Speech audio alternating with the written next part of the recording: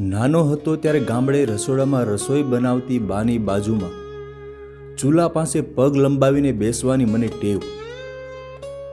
બા રોટલા બનાવતી હોય અને ચૂલાની આગમાં હું લાકડા નાખ્યા કરતો. બા પાસે બેસીને હું નિશાળની વાતો કરતો. બા પણ હોંશથી બધું પૂછતી. બા ભણી નહોતી, પણ મારી નિશાળમાં આજે અમને શું ભણાવ્યું કે શું શીખવ્યું એ સતત પૂછતી. હું અમારી કવિતામાં આવતી ડુગડુગિયાવાળી લોકગીતો અને વાર્તાઓની વાતો કરતો અને એ રસપૂર્વક સાંભળતી.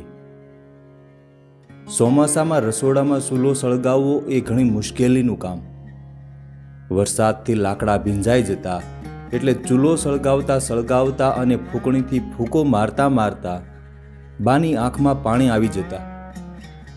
હું ધુમાડાના ઝાડામાં પરસેવે નીતરતો બાનો ચહેરો જોઈ રહેતો. ધીમે ધીમે રસોડામાં ધુમાડો એટલો બધો વધી જતો કે મને અને બાને બંનેને ઉધરસ ચડતી. રસોડામાં બેઠા બેઠા આંખોમાં બળતરા થવા લાગતી અને ધુમાડો આંખમાં પેસી જતા આંખોમાંથી પાણી નીકળતું. બા પોતાની સાડીના શેડાથી મારું મોઢું ઢાંકી દેતી ને મને કહેતી, લાલા તું બહાર વિયો જા, તાપ થાહે ત્યારે તને બોલાવીશ હો. અને હું ટી શર્ટની બાંયથી આંખો લૂસતો રસોડાની બહાર નીકળી જતો. એ ક્ષણે લાગતું કે કાળી ફૂંકણીથી ફૂંક મારીને આગ પેટાવવા મથતી બા જાણે કે આખી રસોડામાં ફૂંકાઈ ગઈ છે. એ પછી ખબર નહીં કેવી રીતે પણ દિવાસળી બગાડ્યા વિના જ ફૂંકણીથી ફૂંક મારીને બા ચૂલો પેટાવતી. જેવો ચૂલો સળગતો કે બૂમ પાડતી, લાલા અહીંયા આવતો રે, તાપ થઈ ગયો, હાલ. હું હવે આંખો નહીં બળે કે ઉધરસ નહીં આવે એ હરખથી રસોડામાં બા પાસે દોડી જતો. આજે વર્ષો વીતી ગયા. મારા લગ્ન થયા, બાળકો થયા, મારા માથે પણ થોડા ધોળા આવ્યા અને બા વધારે ઘરડી થઈ. હું બેંગ્લોર શિફ્ટ થઈ ગયો. બા નાના ભાઈઓ સાથે ગામડે જ રહી. ગામડે જવાનું ધીમે ધીમે ઓછું થયું અને પછી જાણે કે સાવ જ બંધ થઈ ગયું. એ સાથે જ બાના કાન ગયા. ભાઈઓએ કાનનું મશીન અપાવ્યું પણ બાને કદાચ બહુ ફાવ્યું નહીં. ભાઈઓએ ઘર તોડીને નવું ઘર બનાવ્યું. ગાર માટીનું ઘર પાક્કી સિમેન્ટનું બન્યું. નાના ભાઈએ મોબાઈલમાં ફોટો પાડીને મોકલ્યો. બધું નવું અને અજાણ્યું લાગતું હતું.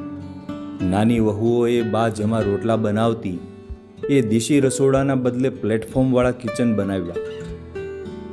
લાકડા સળગાવવાનું તો જાણે કે બધા ભૂલી જ ગયા હોય એમ ગેસ અને સગડીનું સામ્રાજ્ય આવી ગયું. નાના ભાઈએ મોકલાવેલા એક ફોટામાં કાથીના વાણવાળા ખાટલા પર બેસીને માળા ફેરવતી બા દેખાય. ઘણા સમયે બાને જોઈ. થયું કે નાના ભાઈઓના બાળકો બાની નિશાળની વાતો કરતા હશે. એક દિવસ અચાનક વહેલી સવારે નાનકાનો ફોન આવ્યો. મોટા ભાઈ, બા હવે નથી, તમે આવી જાઓ. હું એક ધબકારો ચૂકી ગયો. તાત્કાલિક ગામડે જવા ટ્રેન પકડી. આખા રસ્તે ટ્રેનની બારીની બહાર અને મારી આંખમાંથી વરસાદ ઝરમર વરસતો રહ્યો. બા પાસે પહોંચ્યો. બાના આંખ, કાન અને નાક રૂના પૂમડાથી બંધ રખાયા હતા. લગભગ સાંજ ઢળવા આવી હતી એટલે ડાઘુઓ ઝડપથી સ્મશાન તરફ ચાલ્યા. હું માટલી લઈને બાની આગળ ચાલી રહ્યો હતો. આકાશમાં કાળા વાદળો ઘેરાયા હતા. ક્યાંક વાદળમાં વીજળીનો ચમકારો થતો હતો. ઝીણા ધીમા ઝરમર છાંટા પડતા હતા. સ્મશાનમાં લાકડાઓ ગોઠવાયા. બા હંમેશાની જેમ અહીંયા પણ જાણે કે ગોઠવાઈ ગઈ.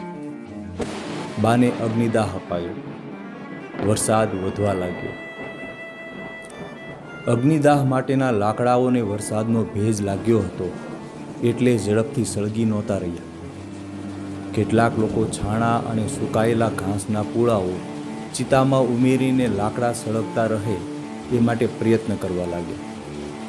સરવાળે આખા સ્મશાનમાં ધુમાડો થયો. બધાની આંખોમાં ધુમાડો પેસી ગયો. બધાની આંખોમાં બળતરા થવા લાગી અને ચોતરફ ઉધરસના અવાજો વધવા લાગ્યા.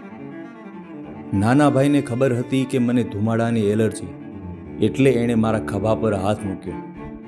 મોટા ભાઈ, તમે થોડા દૂર ઊભા રહો. ચિતાને સળગતા કદાચ વાર લાગશે. સફેદ કુર્તાની બાંયથી આંખો લૂસતો હું ચિતાથી દૂર ઊભો રહ્યો. આંખોમાં બળતરા થતી હતી અને કોરી ઉધરસ ચડી હતી. મેં ચશ્મા કાઢીને ફરી આંખો સાફ કરી અને ઊંડા શ્વાસ લીધા.